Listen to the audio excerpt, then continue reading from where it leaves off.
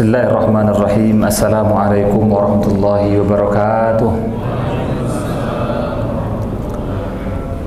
Alhamdulillah, alhamdulillahirrahimit tawwab, al-malikil azizil karimil wahhab, ghafiriz dzambi wa qabilit taubi, syadidil iqab. Ahmad rabbi wa ashkuruhu wa astaghfiruhu wa ilaihi atub. Wa asyhadu an la ilaha illallah wahdahu la syarika lahu yajtabu ilaihi man yasha' wa yahdi ilaihi man anab. Wa asyhadu anna sayyidana Muhammadan abduhu wa rasuluhul makhsusu bi afdhalil kitab. Allahumma fasalli wa sallim wa barik wa karrim wa majid wa azim ala sayyidina wa habibina wa maulana Muhammadin wa ala al-ali wal ashab wa ba'du. Hadratal mukarramin wal muhtaramin, para hadirin dimuliakan Allah. Alhamdulillah, pertama kita panjatkan syukur kita kepada Allah Subhanahu wa taala, syukur atas nikmatnya, syukur atas inayahnya, syukur atas apa yang Allah berikan kepada kita sampai hari ini, sehingga kita bisa bertemu kembali dengan bulan Sya'ban yang insya Allah kita akan bertemu dengan Ramadan. Yang kedua, salam kita haturkan kepada baginda besar Nabi Muhammad sallallahu alaihi wasallam, yang mana beliau adalah sumber dari keilmuan kita dalam agama, di dalam beribadah, di dalam bermuamalah dan lain sebagainya. Juga kita haturkan salawat dan salam kita kepada para sahabatnya, keluarganya, dan kita sebagai umatnya, yang mudah-mudahan kelak kita mendapat syafaat dari beliau dan kelak kita digabung dengan beliau di dalam surga Allah. Amin ya rabbal alamin. Hadirin dimuliakan Allah, alhamdulillah, insyaallah kita akan melanjutkan pengajian kitab Riyadhus Shalihin yang sekarang masih dalam bab taubah, namanya bab untuk bertaubat. Memang bab ini pas sekali dibahas sebelum Ramadan, karena sebelum menyambut Ramadan kita harapkan diri kita sudah suci dari dosa, suci dari kotoran-kotoran, sehingga kita masuk Ramadan siap untuk menyambut Ramadan, dan Ramadan juga siap menyambut kita. Jadi ada hubungan dua belah pihak yang saling bertautan gitu ya. Kita siap menyambut Ramadan, Ramadan pun siap menyambut kita. Caranya salah satunya dengan bertaubat. Jamaah yang dimuliakan Allah, kita masuk kepada hadis yang kelima di dalam taubat ini. Di layar sudah ada ya, al-khamis, hadis yang kelima. Wa an Abi Hurairah radhiyallahu anhu qala, hadis ini riwayat dari Abu Hurairah, namanya Abdurrahman bin Sakhr. Qala, beliau berkata, qala Rasulullah sallallahu alaihi wasallam, man taba qabla an tatlu asy-syamsu min maghribiha taballahu alaihi, rawahu Muslim. Rasulullah SAW bersabda, man taba, siapa orang yang bertaubat, qabla an tatlu asy-syamsu, sebelum terbitnya matahari, min maghribiha, dari arah baratnya, taballahu alaihi, maka Allah akan menerima taubatnya. Taballahu alaihi artinya Allah akan menerima taubat orang tersebut. Maka begini, ada syarat-syarat yang harus dipenuhi di dalam bertaubat. Para ulama itu mayoritas mengatakan syaratnya 3 atau caranya bertaubat 3, dan semuanya itu tidak berhubungan dengan pekerjaan, hubungannya dengan hati. Maka orang bertaubat itu pertama adalah al-iqla' minal ma'asi, jadi melepas dari maksiat yang dilakukan. Kalau sudah misalnya sekarang lagi naudzubillah, berbuat dosa, maka lepas dosanya, hilangkan kesalahannya. Kalau sekarang lagi megang botol nih, maka buang botolnya gitu ya. Sekarang lagi misalnya sedang mengambil harta orang, sedang zalim, sedang gosok, sedang mencuri uangnya di tangan kita, kembalikan. Ini pertama. Kedua, baru kemudian kita nadam. Ya, nadam ini artinya kita nadam itu merasa menyesal terhadap yang dilakukan sebelumnya. Itu perbuatan hati. Kemudian baru kita punya al-azm, kita punya upaya, i'tikad kuat, tidak kembali kepada dosa yang sama. Ini syaratnya taubat. Jadi kita sambil duduk depan rumah minum teh misalnya, atau kita lagi ngapain gitu ya, main HP, itu bisa bertaubat. Sebelum tidur bisa bertaubat. bangun tidur bisa bertaubat. Jadi bertaubat itu tidak berhubungan dengan pekerjaan yang luar biasa, hanya lepaskan dosanya, kemudian menyesal, kemudian jangan punya i'tikad kuat, punya keinginan untuk tidak kembali kepada dosa yang sama. Itu taubat. Maka mudah ya. Jadi kalau kita misalnya ingin menjadi orang yang derajatnya derajat tawabin, derajatnya yang di sisi Allah orang-orang yang bertaubat, sederhana. Sambil duduk kita minum teh, minum kopi, bisa bertaubat kepada Allah.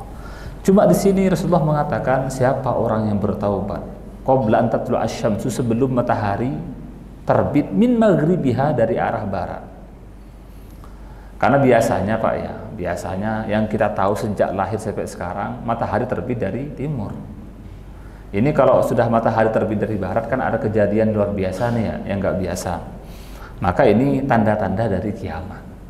Tanda-tanda sudah zamannya sudah bukan zaman biasa nih, sudah mau hampir kiamat nih gitu ya.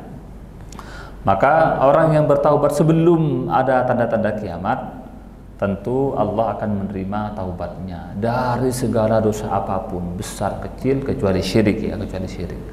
Maka Allah akan menerima taubatnya. Di sini yang harus disimpulkan, pokoknya kenapa kok dilarang?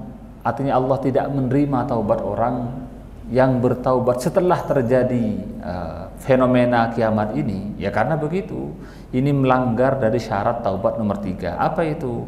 Syarat taubat nomor 3 kan kita punya i'tikad tidak kembali, punya keinginan tidak kembali kepada dosa yang sama pada masa yang akan datang, kan gitu. Nah ini kan sudah mau kiamat, lah besok mau kiamat, sekarang baru taubat kan, ya besok sudah gak ada kesempatan lagi untuk punya i'tikad, punya keinginan kuat tidak kembali kepada dosa yang sama. Ini sama dengan hadis selanjutnya nih, yang akan sama gitu ya. Maka kalau sudah mau kiamat sekarang sudah tidak terpenuhi syarat untuk tidak terpenuhnya apa ya? Tidak kembali kepada sesama pada masa yang akan datang. Ini yang diinginkan. Jangan seperti ini Pak ya, jangan seperti mahasiswa-mahasiswa filsafat ya. Ini pertanyaan mereka kadang-kadang aneh-aneh dan lucu-lucu. Kadang-kadang mereka bertanya berhubungan dengan ini. Gimana kalau ada orang yang dosanya dilakukan setelah matahari terbit dari barat? Masa nggak ada tobatnya kan gitu? Ini tadi kan orang punya salah nih, punya dosa nih, kemudian nggak bertaubat sampai terjadi tanda-tanda kiamat, maka nggak terima taubatnya. Ada yang nanya, orang-orang filsafat biasanya begitu ya. Gimana kalau dosanya dilakukan setelah matahari terbit dari barat? Masa nggak diterima kan gitu? Kadang mereka ngasih pertanyaan yang apa ya, hanya permainan diksi saja kadang-kadang. Kadang-kadang ada yang nanya, kan setan semuanya masuk neraka nih gitu ya. Gimana kalau ada setan 2 menit sebelum kiamat lahir gitu kan? Dia belum sempat buat dosa, masa dia di neraka kan gitu? Ini pertanyaan kayak gitu, pertanyaan orang-orang filsafat. Atau kadang-kadang ada yang nanya, bisa nggak Allah menciptakan Tuhan lain yang sama kemampuannya seperti Allah? Nah, itu nggak usah didengarkan, ya, nggak usah dijadikan pikiran. Yang jelas intinya, kalau bertaubat itu jangan nunggu sampai mau kiamat gitu ya. Ini agak jauh Pak dari kita. Yang dekat dengan kita nomor 6. Wan Abi Abdurrahman Abdullah bin Ibni Umar Ibn Khattab. Ini dari Abu Abdurrahman, namanya Abdullah yang kita kenal dengan Ibnu Umar ya. An Abi Abdurrahman Abdullah bin Umar Ibn Khattab radhiyallahu anhuma, anin Nabi sallallahu alaihi wasallam qala, dari Nabi beliau bersabda, innallaha azza wa jalla yaqbalu taubatal abdi ma lam yughargir. Rawahu Tirmidzi wa qala hadisun hasan. Rasul bersabda, sesungguhnya Allah Subhanahu wa taala menerima taubatnya seorang hamba, mencakup laki-laki dan juga perempuan.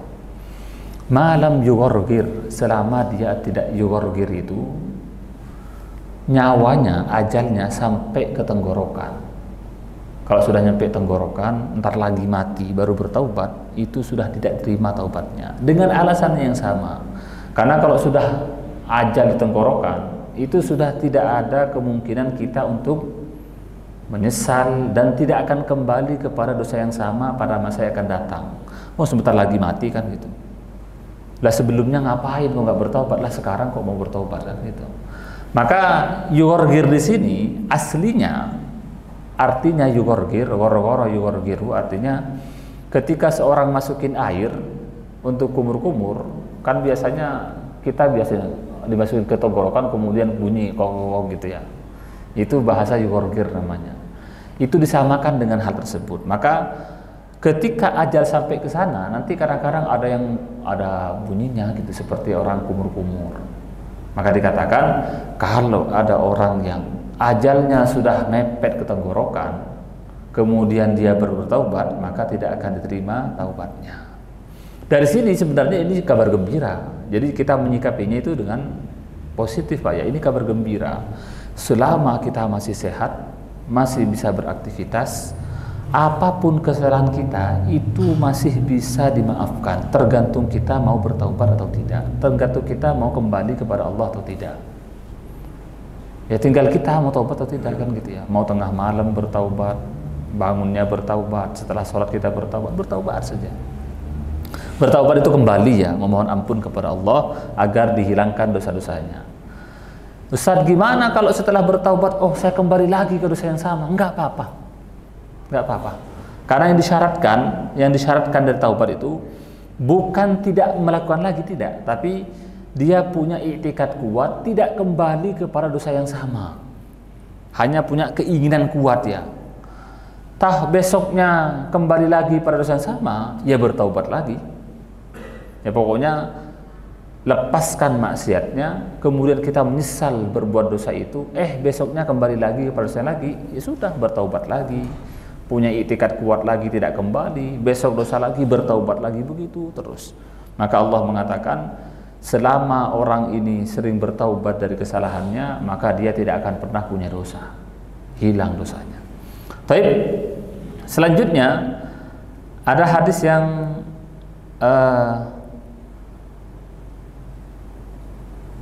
nomor 7. Hadis ini lumayan panjang ya, dan ini luar biasa. Hadisnya kandungan isinya itu luar biasa. Tapi memang intinya berhubungan dengan taubat.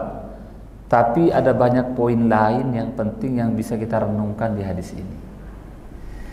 As-Sabi' nomor 7, wa an Zir bin Hubaish. Namanya perawinya namanya Zir bin Hubaish. Ini beliau menceritakan kemudian mengandung banyak poin, di akhirnya juga menjelaskan tentang masalah taubat ya. Maka Zir ini mengatakan qala ataitu Safwan bin Assal radhiyallahu anhu as'aluhu 'anil mashi 'alal khuffain. Kata Zir, ataitu Safwan, saya datang kepada Safwan. Safwan ini Safwan bin Assal. Namanya beliau Safwan bin Assal radhiyallahu anhu, seorang sahabat. Safwan seorang sahabat. Kenapa kok Zir datang kepada Safwan? Dia mengatakan as'aluhu 'anil mashi 'alal khuffain. Saya bertanya kepada beliau, saya ingin nanya bagaimana hukumnya mengusap 'alal khuffain kepada khuffain. Apa khuffain?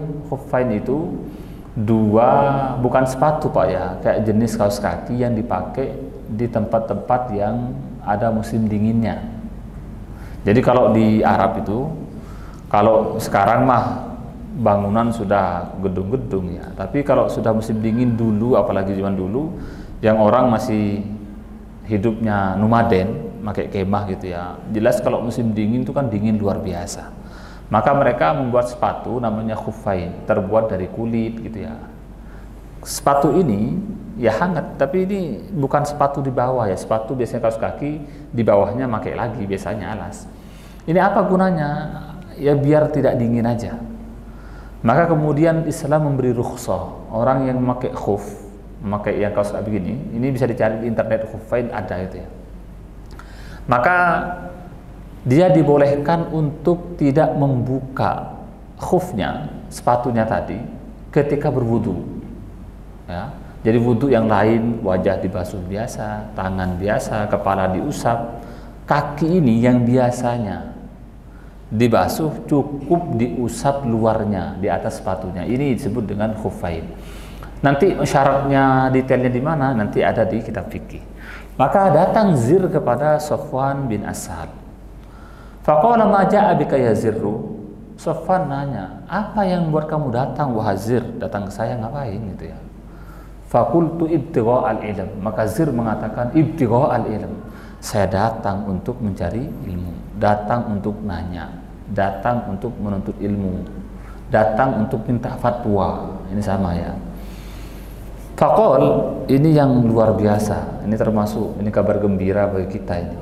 Faqala Safwan mengatakan, innal malaikata tadau ajnihataha li talibil ilmi ridon bima yatlub.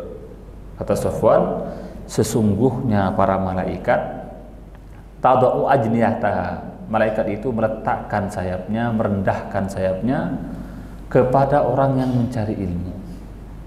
Kenapa kok begitu? Ridon bima yatlub, sebagai tanda bahwa malaikat itu ridho, malaikat itu senang kepada apa yang dilakukan oleh talibul ilm, yaitu mencari ilmu. Jadi Safwan itu memberikan kabar gembira, kamu datang jauh-jauh ke saya mencari ilmu, jangan khawatir. Kenapa? Malaikat itu harus sampai merendahkan sayapnya sebagai tanda dia ridho kepada orang yang mencari ilmu. Ini Pak ya, ini kalau nanyanya satu soal, kalau datang ke majelis taklim kan malaikat luar biasa menghormati talibul ilm kan gitu. Apalagi yang memang orang, memang dia dalam kondisi mencari ilmu, insya Allah akan dimuliakan oleh malaikat. Sekarang pertanyaannya, memang ulama menjelaskan, apakah malaikat benar-benar sayapnya direndahkan gitu ya, atau jangan-jangan ini bahasa-bahasa kiasan saja gitu ya. Maka sebagian ulama mengatakan ini memang malaikat benar-benar turun dari langit untuk merendahkan sayapnya bagi orang yang mencari ilmu. Ada yang mengatakan begitu. Pendapat yang lain yang tidak kalah kuat, enggak, ini artinya maksudnya bukan malaikat merendahkan sayapnya begini, enggak, tapi maksudnya ini tanda bahwa malaikat itu menghormati, memuliakan, mengagungkan orang yang mencari ilmu. Ya. Ini sama seperti ayat yang lain ya. Misalnya Allah Subhanahu wa taala menjelaskan ketika kita diperintahkan untuk memuliakan orang tua ya. Maka Allah mengatakan wakhfid lahuma janahadzulli minar rahmati wa qur rabbirhamhuma kama rabbayani shaghira. Jadi wakhfid lahuma janahadzul. Allah mengatakan rendahkan bagi kedua orang tua kamu janahadzulli. Janah itu artinya adalah sayap kepatuhan, sayap menundukkan diri, sayap kerendahan hati gitu ya. Kenapa kok itu jadi kiasan gitu ya? Bahasa majas ada sebabnya kan? Ada sebabnya. Katanya burung kalau dia induknya Pak ya, ibunya itu ya, kalau dia datang mencari makanan kemudian datang ke anaknya, maka dia harus merendahkan sayapnya, karena burung tidak bisa ini ya, maka harus merendahkan sayapnya untuk ngasih makan ke anaknya. Itu tanda-tanda apa? Tanda rahmah, tanda kasih sayang, tanda apa ya, cinta dari seorang ibu ke anak gitu ya. Itu yang dipandang oleh orang Arab. Maka seharusnya kata Allah, yang merendahkan diri itu bukan ibu ke anak, tapi anak ke orang tua. Maka juga sama di sini dikatakan ya, malaikat itu begitu memuliakan orang thalibul ilm, sampai malaikat kalau ada orang datang mencari ilmu, nanya satu pertanyaan saja, maka Allah itu memuliakan mereka. Ini tanda dari kemuliaan thalibul ilm. Fakultu, maka berkata saya, Zir ini berkata, innahu qad hakka fi sadril mashu 'alal khuffain ba'dal gha'iti wal baul. Wa kunta mra'an min ashabin nabi sallallahu alaihi wasallam faji'tu as'aluka hal sami'tahu yadhkuru fi dzalika syai'a. Maka beliau mengatakan innahu qad hakka fi sadri, sesungguhnya telah hakka itu ragu ya, hakka itu ragu, bergejolak. Sungguh saya ragu di dada saya, di hati saya. Apa itu yang buat ragu? Al-mashu 'alal khuffain, mengusap kepada khuffain, sepatu khuf. Kapan? Ba'dal gha'iti wal baul, setelah maaf BAB dan setelah BAK lah ya, buang air besar, buang air kecil. Maka beliau mengatakan wa kunta mra'an min ashabin nabi, dan engkau termasuk dari sahabat Nabi. Maka saya datang kepadamu untuk bertanya, apakah kamu pernah mendengar tentang hukum ini gitu ya. Ini Pak ya, jadi kalau kita pokoknya ada permasalahan yang penting dalam urusan agama ataupun yang lain ya, jangan biarkan keraguan kita, kebodohan kita itu dibiarkan apa ya, menggantung. Enggak, langsung tanya aja. langsung. Sekarang ini tidak perlu kita datang ke rumahnya siapa, enggak, bisa lewat WhatsApp, bisa lewat telepon, bisa, mudah sekarang. Ketika kita sudah nanya, Assalamualaikum Ustadz, saya ingin bertanya ini hukumnya apa. Ketika bertanya, kita sudah masuk dalam derajat thalibul ilm. Kalau kita biarkan aja gak tahu apa-apa, ini membuat melestarikan kebodohan kita ya. Ya walaupun habis nanya tetap bodoh-bodoh juga ya nggak apa-apa, yang penting kita masuk ke thalibul ilm kan gitu. Maka ketika kita nggak tahu nanya, ya belum tentu juga jawaban ustadznya bener misalnya gitu ya. Ya nanya juga ke yang lain. Nanya kita itu sudah membuat kita masuk ke daerah apa? Daerah thalibul ilm, masuk ke dalam ranahnya orang-orang thalibul ilm. Thalibul Islam yang sebenarnya kan orang-orang yang benar-benar ngaji gitu ya, ngaji hadis, ngaji tafsir. Dia benar-benar thalibul ilm. Kita dengan bertanya begitu, itu sudah masuk ke area sana, itu luar biasa. Ya, jadi nggak harus kita misalnya mondok, harus pergi ke misalnya ke luar negeri untuk enggak, kita nanya sekarang ke siapapun, atau kita dengarkan pun di YouTube sudah masuk ya. Atau walaupun sanadnya masih dianggap tidak dapat ya, karena memang harus bertemu secara langsung, tapi minimal kita menghilangkan ketidaktahuan kita, itu masuk ke sana. Qala na'am, maka Safwan mengatakan iya, saya mendengar ada hukumnya nih, saya tahu nih. Maka dia mengatakan kana ya'muruna idza kunna safaron aw musafirin an la nanza'a khifafana thalathata ayyamin wa layalihinna illa min janabatin lakin min ghaitin wa baulin wa naumin.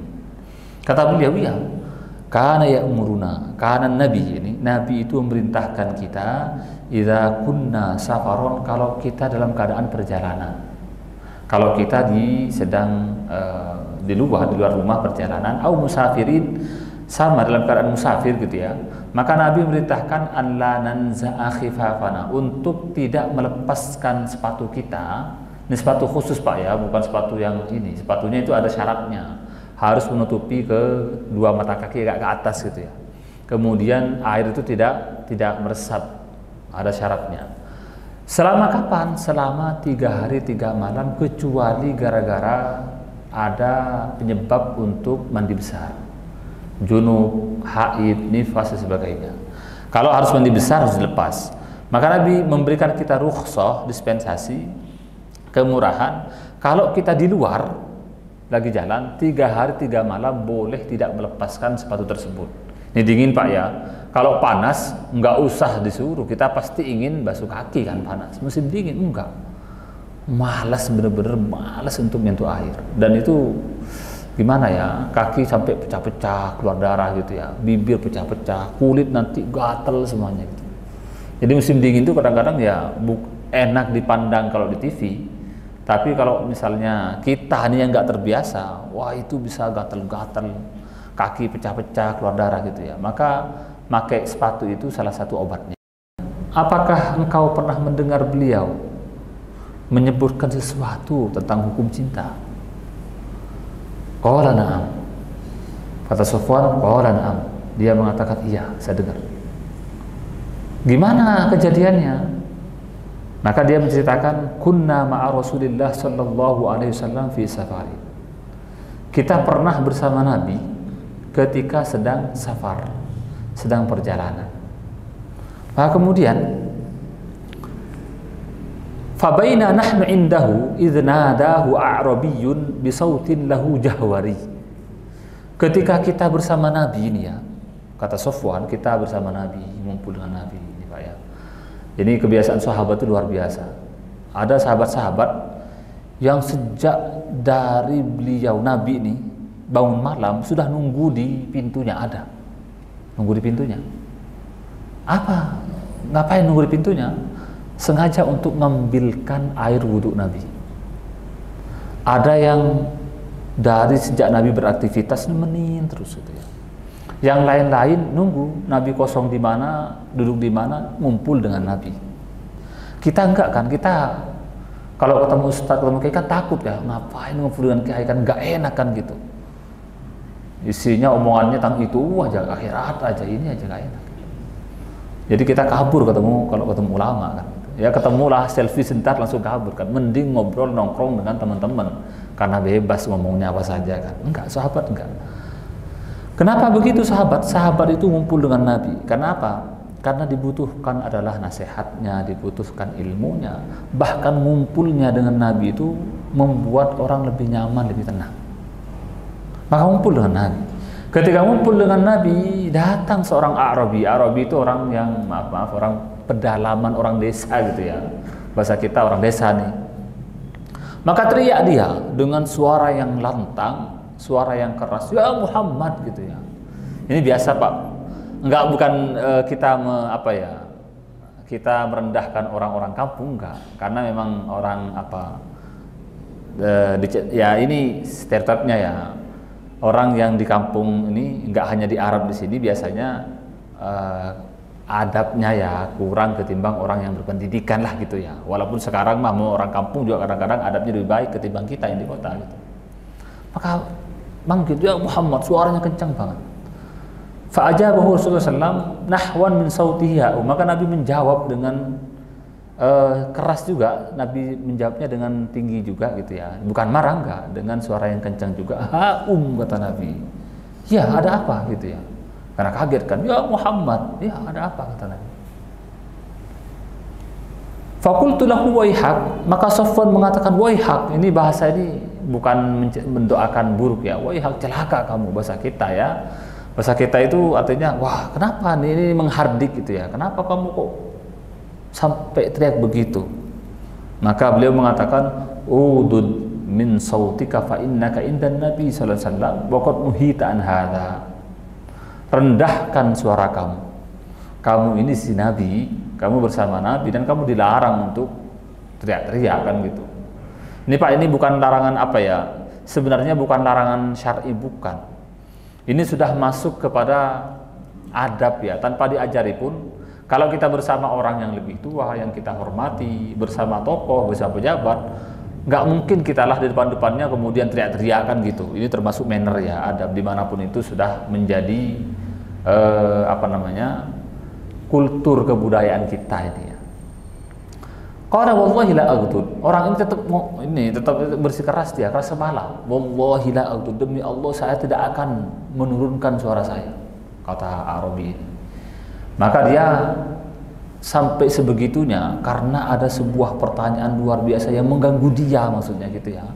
Jadi orang desa ini, wah ini saya ini kesempatan munahnya, kalau nggak ditanyakan nih repot saya nih, bisa penasaran saya nih gitu ya. Maka dia mengatakan, Arabi mengatakan, qala al-Arabi, "Al-mar'u yuhibbul qawma walamma yalhaq bihim." Ya Rasulullah, ada seseorang ya Rasul, seseorang dia mencintai ya sebuah kaum, mencintai orang lain. Kaum di sini maksudnya orang baik ya, orang baik, orang soleh, orang ahli ibadah, ulama, baik yang hidup ataupun sudah mati. Ini Pak ya, penting. Mencintai ulama, mencintai orang baik, orang soleh, mencintai siapapun, baik hidup ataupun mati. Sudah mati orang tersebut, ulama masa lampau, ataupun masih hidup misalnya, ini sama. Kemudian walamma yalhaq bihim, tapi dia tidak bisa menyusul mereka. Tidak bisa ya Rasul, tidak bisa dia beramal seperti amalnya orang yang dicintai. Tidak bisa menyamai ibadahnya seperti orang yang disenengin tadi. Gimana? Apa kata Nabi? Nabi menjawab, "Al-mar'u ma'aman ahabba yaumal qiyamah." Kata Rasulullah, "Al-mar'u ma'aman ahabba yaumal qiyamah." Orang itu kelak akan bersama orang yang dicintai pada hari kiamat, kata Rasulullah. Masya Allah.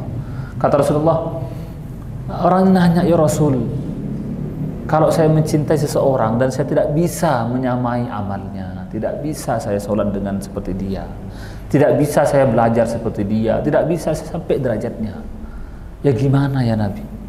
Maka Nabi mengatakan, memberikan kabar gembira, "Al-mar'u ma'aman ahab." Kata Nabi, orang itu kelak akan bersama dengan orang yang dicintai pada hari kiamat nanti. Ini luar biasa. Kenapa? Ini Pak ya, kita tidak mungkin menjadi Nabi, gak bisa menjadi Nabi, karena Nabi sudah ditutup. Kalau ada yang aku Nabi pasti bohong itu. Kalau dia Nabi beneran, Ketika ditangkap polisi nggak mungkin maaf minta maaf, klarifikasi, kan nggak begitu ya. Nabi itu ditangkap siapapun pasti ada cara untuk bebas karena dibantu oleh Allah kan. Sekarang nggak ada nabi, nggak ada rasul. Tapi kelak kita bisa bersama nabi. Ya walaupun bukan sama persis nanti derajatnya di akhirat, tapi kelak bisa kita sedekat itu dengan nabi apa? Asalkan kita cinta kepada beliau. Kelak kita bisa bersama dengan para sahabat asalkan kita cinta kepada mereka. Kelak kita bisa bersama dengan para ulama misalnya yang sering kita kenal, Imam Syafi'i, Imam Malik, Imam Ahmad, misalnya Imam Abu Hanifah, bisa bersama mereka asalkan kita cinta dengan mereka. Makanya hadis ini pun banyak yang lain, ada hadis yang lain, kejadian yang lain, misalnya ketika Anas mendengarkan ini, maka Anas beliau mengatakan, ma farihna ba'dal islami farahan asyaddu mimma farahna biqaulin Nabi sallallahu alaihi wasallam al-mar'u ma'a man ahab. Kata Anas bin Malik, Sayyidina Anas bin Malik, saya tidak pernah sebahagia ini setelah masuk Islam tentunya ya. Setelah masuk Islam tidak pernah saya bahagia ketimbang bahagia saya mendengar sabda Nabi, al-mar'u ma'a man ahab, orang itu kelak bersama orang yang dicintai. Ini Pak, kita ini nggak misalnya ya beribadah seperti ulama pun, ulama ada yang Imam Syafi'i itu ya kadang hatam sehari itu bisa dua kali hatam sehari semalam. Ada yang mengatakan 4 kali hatam. Ada yang dari ulama kita ini zaman salafus soleh itu ada yang maksimal sampai 8 kali hatam sehari semalam. Ini kita nggak tahu nih apakah itu memang kemampuan normal biasa atau sudah ada takdir, ada tangan Allah yang membantu di situ gitu ya, diperpanjang waktunya dan sebagainya, nggak tahu. Ada yang memang isinya setiap waktu itu ibadah, ada. Kita nggak bisa seperti itu. Kita hatam sebulan saja untung kan gitu ya, untung hatam sebulan untung kita. Kadang kita ya untuk bisa hatam sebulan harus berjuang mati-matian gitu, harus dipaksakan. Tapi giliran kita bisa hatam sebulan sehari sejuz gitu ya, sudah sombong minta ampun, sudah menganggap ini paling hebat saya di sini kan gitu. Tidak ada yang paling soleh di Bintaro ini kecuali saya. Saya nih hatam sebulan kan gitu. Ini penyakit kita begitu Pak. Giliran mau ibadah malas minta ampun. Giliran dipaksa bisa sombong iya gitu. Merasa ujub. Ini masalah kita. Kita tidak bisa beramal seperti mereka, sholat tidak seperti mereka, ibadah tidak seperti mereka. Tapi kita bisa bersama mereka dengan apa? Dengan kita cinta dengan para ulama, dengan para sahabat. Maka Anas mengatakan, saya tidak pernah sebahagia ini setelah masuk Islam kecuali ketika mendengarkan Nabi mengatakan orang itu bersama dengan yang dicintai pada hari kiamat nanti. Maka Anas bin Malik mengatakan, Allah ya Allah, dia mengatakan, wallahi ana uhibbullaha wa rasulahu wa Abu Bakar wa Umar fa'arju an kura ma'ahum wa lam a'mal bi amalihim. Anas bin Malik mengatakan begini Pak ya, wallahi saya cinta kepada Allah, cinta kepada Nabi, cinta kepada Abu Bakar, kepada Umar, dan saya ingin kelak bersama mereka. Kalau Anas saja begitu ya apalagi saya kan gitu, apalagi kita. Maka kita harus men-setting orang yang kita cintai adalah si A, si B, si C, maka kelak kita akan digabung dengan mereka. Seneng Pak ya. Tapi ingat nih ya, ini ada kebalikannya nih. Ini bahagia kita, iya bahagia. Tapi ada kebalikannya. Kalau mencintai orang yang buruk, kelak digabung dengan dia juga, maksudnya gitu ya. Wah ini kan bahagia nih ada hadis begini. Tapi ingat kebalikannya. Kalau yang dicintai artis-artis, kalau artisnya baik ya alhamdulillah. Kalau artisnya buruk, kalau yang dicintai malah bukan masalah artisnya, kelakuannya yang tidak baik, yang dicintai model, yang dicintai misalnya pemain bola kan gitu, na'udzubillah, takutnya kelak kita digabung dengan mereka juga gitu. Kalau ditanya, ya kenapa sih kok sekedar cinta aja kemudian digabung? Nah ini pertanyaan benar nih. Kenapa kok begitu? Ulama mengatakan karena cinta itu sebab utama dari apa? Dari orang bisa meniru orang lain. Ini Pak ya, cinta itu penyebab utama dia ikut orang lain. Itu penjelasnya. Ini alasan sederhananya begitu. Orang kalau sudah seneng pasti akan niru kan gitu ya. Nih Pak ya, kita nggak tahu ada orang Argentina siapa namanya gitu ya. Kok tahu-tahu ada orang kok anak kita pakai baju, pakai kaos namanya Messi kan gitu. Ini orang mana juga kenal juga enggak, kerabat juga enggak, tapi kok dia memakai kan gitu. Padahal nama bapaknya aja nggak dipakai sama dia. Nama kakeknya nggak dipakai, nama keluarganya nggak dipakai, nyebutin juga enggak.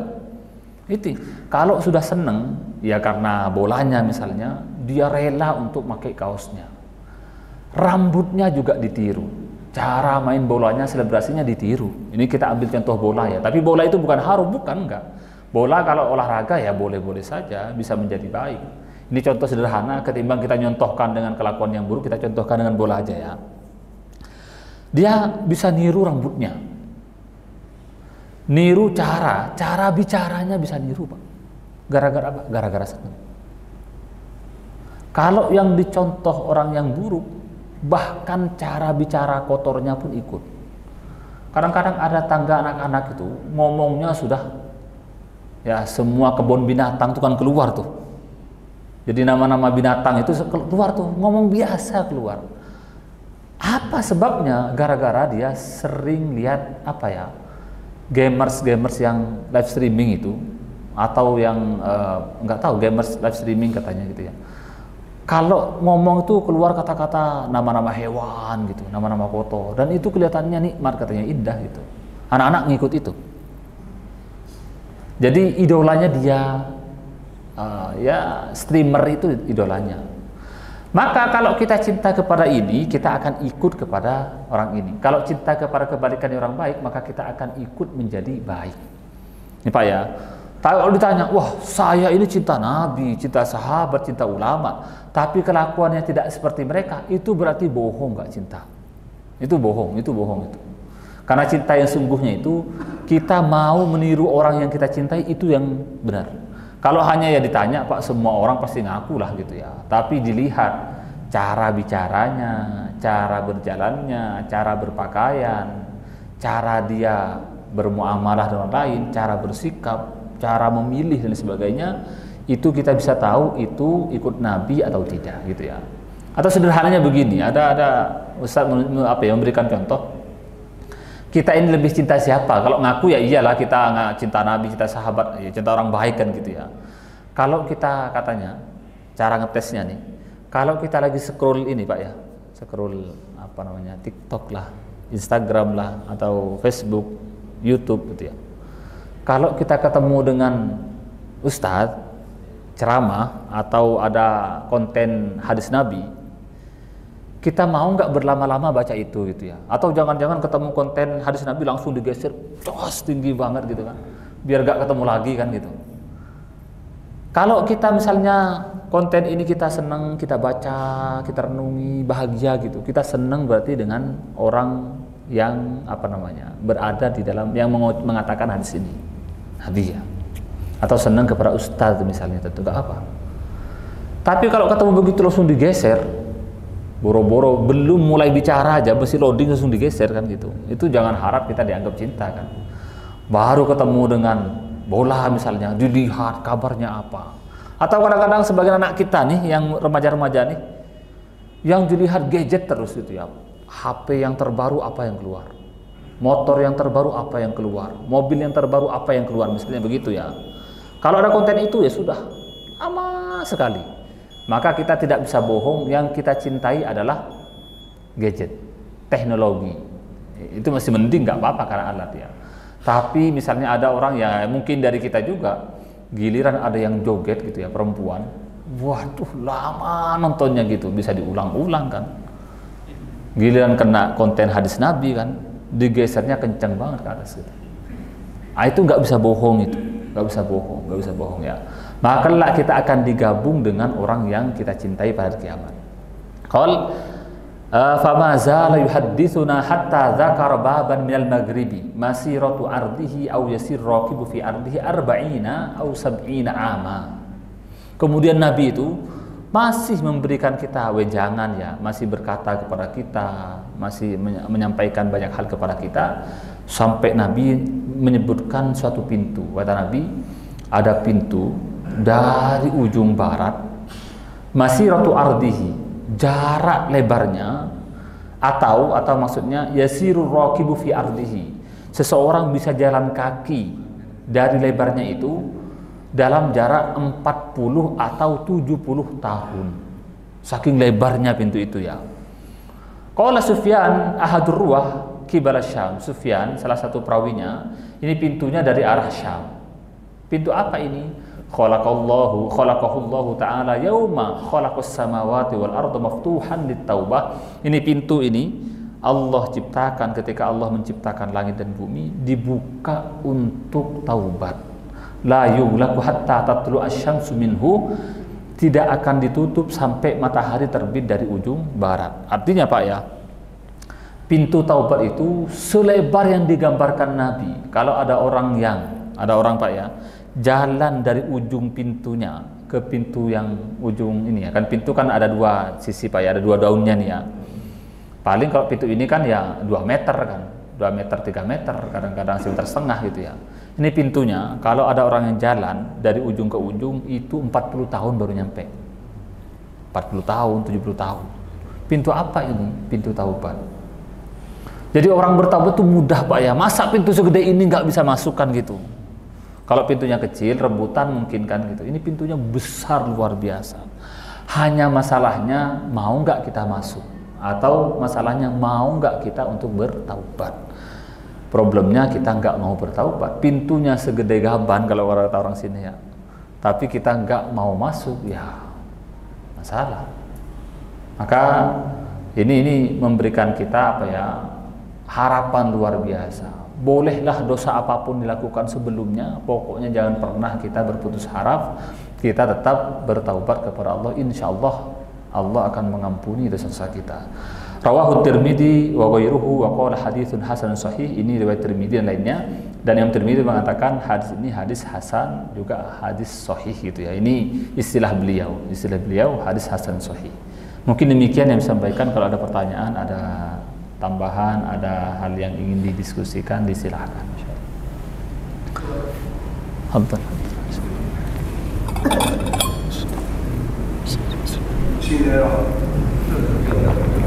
Bismillahirrahmanirrahim.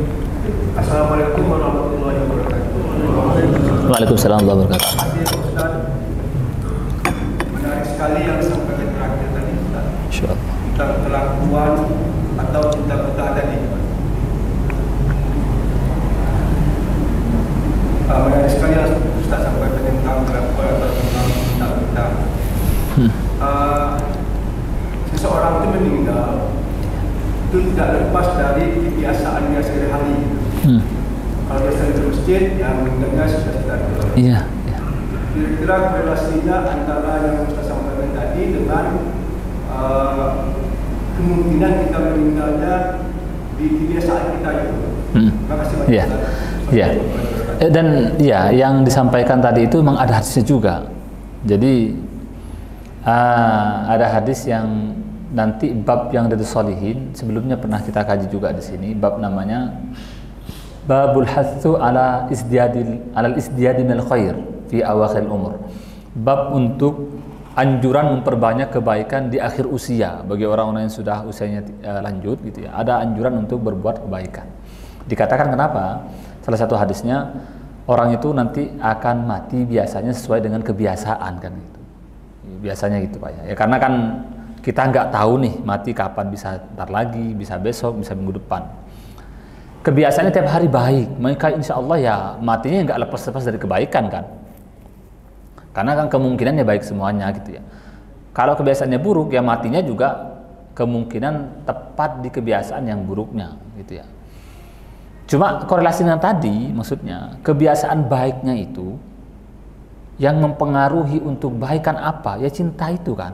Jadi begini, untuk kita terbiasa berbuat baik sehingga mati dalam keadaan baik dengan kebiasaannya, kebiasaan ini harus ditanam sebelumnya. Ditanamnya dengan apa? Ya pertama dengan meniru orang-orang yang baik dulu. Dan kita akan meniru kalau kita mencintai mereka. Kita tirulah ulama-ulama, kita tirulah para sahabat. Kemudian setelah kita tiru, maka akan menjadi kebiasaan. Setelah menjadi kebiasaan, maka akanlah insya Allah kita akan meninggal di dalam kebiasaan kita itu, gitu ya. Jadi korelasinya memang untuk menumbuhkan kebiasaan yang baik itu, dorongan utamanya pasti harus gara-gara senang dan cinta.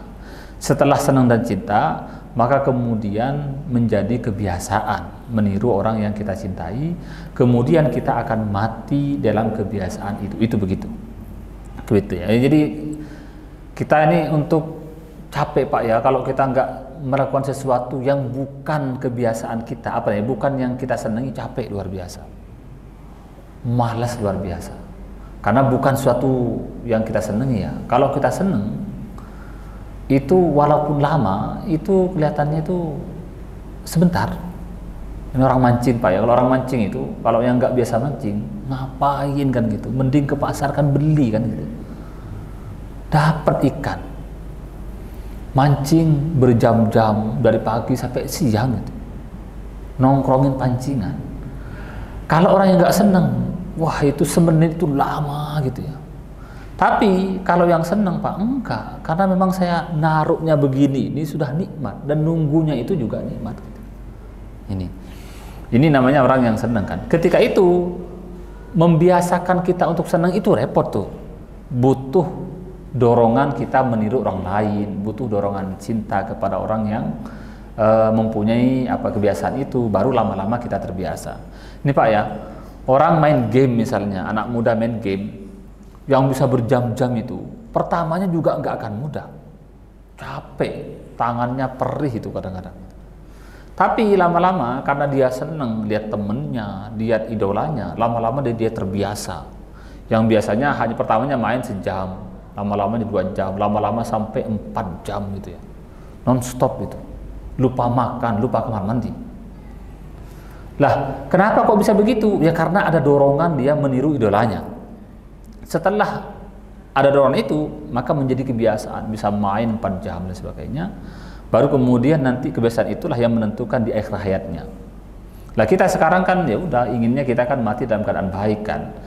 Gak ada kita kemudian bisa ngaji sehari 3 juz, 4 juz, enggak. Harus dimulai dari kecil dulu. Lihat ulama, lihat siapa gitu ya, itu terbiasa begini triknya dan sebagainya, niru kita, kemudian berkembang gitu. Jadi kebiasaan. Ada ulama misalnya bangun malamnya dari jam 1 misalnya, kita nggak usah begitu. Kalau kita langsung bangun malam di jam 12 Pak, itu sehari, 2 hari, 3 hari, habis itu kita akan tinggalkan setahun depan baru mulai lagi itu. Kita begitu ya, jangan dipaksakan dari yang besar, enggak. Kita mulai dari yang kecil-kecil dulu, 2 rakaat dulu sebelum subuh, kemudian 4 rakaat, lanjut nanti. Kalau sudah dibiasakan maka akan menjadi nagih gitu ya, candu. Nambah dan sulit ditinggalkan. Kemudian kalau sudah begitu, maka kita akan mati dengan kebiasaan kita itu, insya Allah begitu. Tapi ada yang lain atau kita? Baik, demikian yang bisa kita sampaikan. Semoga apa yang kita dengarkan, kita kaji ada manfaatnya, dan semoga Allah senantiasa memberikan kita keistiqomahan dalam beribadah kepada Allah, menjadi orang-orang yang dekat dengan Allah, menjadi orang yang cinta kepada Nabi, kepada Rasul, kepada sahabat dan para ulama, dan semoga kita menjadi orang-orang yang Allah berikan kesempatan untuk senantiasa bermunajat kepada Allah Subhanahu wa taala, dan semoga Allah memberikan kita kesempatan panjang umur bertemu dengan Ramadan, masuk kepada Ramadan dengan siap raga, siap jiwa, siap batin, dan siap segalanya.